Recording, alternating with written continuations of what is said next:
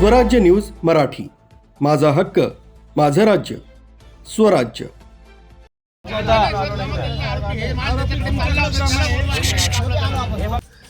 दिनांक 9 रोजी सकाळी 8 वाजेच्या सुमारास नाशिक पुणे हायवे रोडवर सेंट झेवियर शाळेसमोर गोमांस जातीच्या जनावरांची कत्तल करून वाहतूक करणाऱ्या दोघांचा सिनेस्टाईल पाठलाग 4चाकी वाहन क्रमांक MH15 DS 7845 या वाहनात शिताफीनं पकडला असता गाडीतील दोघांपैकी एकानं पळ काढला, तर एकाला पोलिसांनी त्वरित ताब्यात घेतलं। यावेळी संतप्त नागरिकांनी तसंच गोरक्षक, बजरंग दलाच्या कार्यकर्त्यांनी रस्त्यावर मास्क टाकून तब्बल 1 तास नाशिक पुणे हायवे रोडवर रास्ता रोको आंदोलन केलं। गोरक्षकांनी दिलेल्या माहितीनुसार सदर वाहनात 300 ते 400 किलो गोमांस असून गोमांस जातीच्या जनावरांची ही कत्तल सर्रासपणे ममतापूर तालुका राहता जिल्हा अहिल्यानगर या ठिकाणाहून होत असून सदरचे गोमांस हे वडाळा गावातील जमीर कुरेशी यांच्याकडे जात असल्याची माहिती दिली। गोरक्षक तसंच बजरंग दलाचे कार्यकर्ते प्रमोद मंगेश जाधव राहणार ओढागाव, नितीन गोविंद पाटील सिडको नाशिक, प्रतीक पवार चांदवड, नीरज मोकळ नांदगाव आदींनी शिंदेगाव टोल नाक्यापासून MH15 DS 7845 या 4चाकी वाहनाचा पाठलाग केला। या चारही हिंदू रक्षक कार्यकर्त्यांनी आपल्या जीवाची कुठलीही पर्वा न करता जीव मुठीत घेऊन जनावरांची कत्तल करून वाहतूक करणारं वाहन रोखलं। यावेळेस गोमांस विक्री करण्यासाठी घेऊन जात असणाऱ्यांना जमावानं चांगला चोप देऊन वाहनांची तोडफोड करीत रास्ता रोको केल्यानं नाशिक पुणे हायवे रोडवर तब्बल 1 तास वाहतूक कोंडी झाली होती। यानंतर गोरक्षक कार्यकर्त्यांची नाशिक शहर पोलीस आयुक्त संदीप कर्णिक यांच्यासोबत फोनवरून चर्चा झाली। यावेळी आंदोलनकर्त्यांना पोलीस आयुक्तांनी सांगितलंय की कत्तल करणाऱ्या आरोपींवर कठोर शासन केलं जाईल असं आश्वासन दिलं। याप्रसंगी पोलीस उपायुक्त किशोर काळे, सहाय्यक पोलीस आयुक्त संगीता निकम, वरिष्ठ पोलीस निरीक्षक जयंत शिरसाट, जितेंद्र सपकाळे आदींनी आंदोलनकर्त्यांची समजूत काढली। गोमांस वाहतूक करणाऱ्या गुन्हेगारांवर उपनगर पोलीस ठाण्यात गुन्हा दाखल करण्याचं काम सुरू आहे।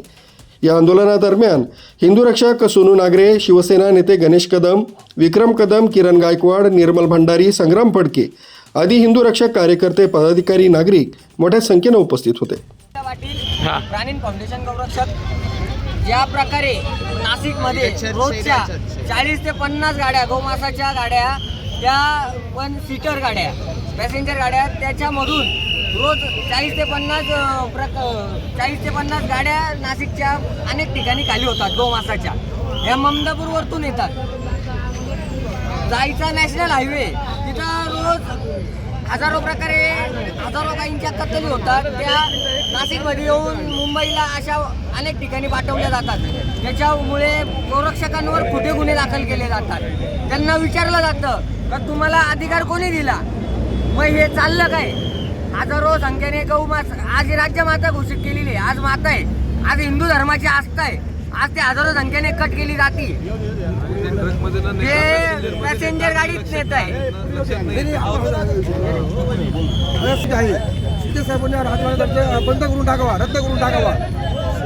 राजवाडा दर्जा दूध सुद्धा रोज हजारो संख्येने गाई कापू राहिले। हे कोणाच्या आशीर्वादाने एवढं चालतंय?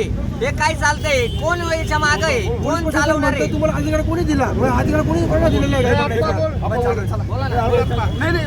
मार्गावर आपण या ठिकाणी बघितलं असेल की आज गोरक्षकांनी या ठिकाणी मोठ्या प्रमाणात गाईचं मांस या ठिकाणी पकडलेलं आहे आणि जवळजवळ 1 ते 1.5 तास या ठिकाणी रास्ता रोको झालेला आहे। पोलिसांनी या ठिकाणी योग्य कारवाई करणं खूप गरजेचं आहे। एका बाजूला गोमातेला राष्ट्रीय दर्जा आपण देतो, राज्य दर्जा देतो, परंतु त्या ठिकाणी गोमातेची रोज 3 दहाडे कत्तल होते आणि त्या ठिकाणी ममदापूर जे आहे त्या ठिकाणी हा सगळा अड्डा आहे आणि या ठिकाणी सगळे मांस संपूर्ण राज्यात पसरवलं जातं आणि ह्या माध्यमातून गोमातेची जी हत्या आहे ती मोठ्या प्रमाणात केली जाते। हे कत्तलखाने चालू केले आहे। आता CP साहेबांशी मी बोललेलो आहे। CP साहेबांनी स्पष्ट सांगितलेलं आहे की आम्ही कारवाई करतो। आमचं एवढंच म्हणणं आहे की नाशिक जिल्हा जर खऱ्या अर्थानं कायद्याचा बालेकिल्ला असेल तर अशा लोकांसोबत धिंडही काढणं खूप गरजेचं आहे आणि म्हणून जे गोमातेची हत्या करतील त्यांची रस्त्यावर धिंड काढली गेली पाहिजे, तरच गोमातेचं खऱ्या अर्थानं या ठिकाणी संरक्षण होईल।